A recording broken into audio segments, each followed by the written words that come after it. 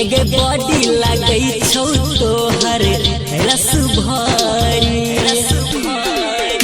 एगे ढोरी बुझाई छौ तोहर गे कटोरी एगे बॉडी लगे छौ तोहर रस भरी सेक्सी चेहरा सहमान भावई छे गे गोरी लहंगा चोली में बरी क्यूटी लागे छे गे छौरी लहंगा चोली में ब्यूटी फूल लागे छे।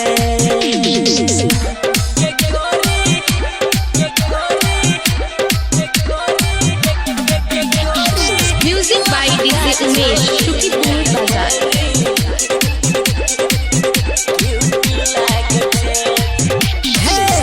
कौन क्लास में तू पढ़ै छे गे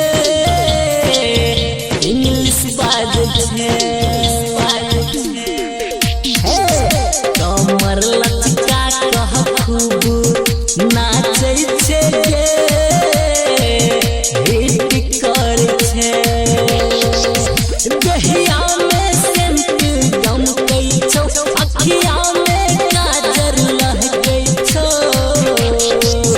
तिरछी नजरिया सा कोई छे गे गोरी लहंगा चोली में बरी क्यूटी लागे छे गे छौरी लहंगा चोली में बरी क्यूटी लागे छे।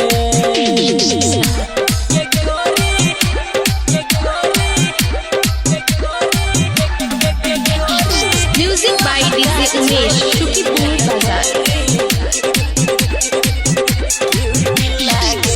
जे सब देखौ तोरा सबके हसूर सुनिल पागल होई छै हे इंद्रेश बिरद